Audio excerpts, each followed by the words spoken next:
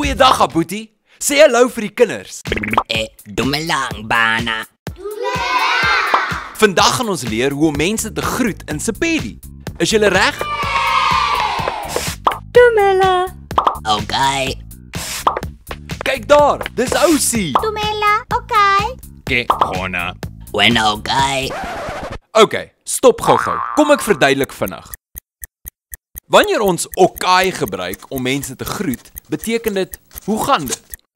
En wanneer ons sê ke Khona, beteken dit gaan goed. Dis maklik, né?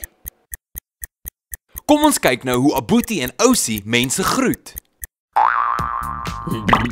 Dumela. Okay. Ke Khona.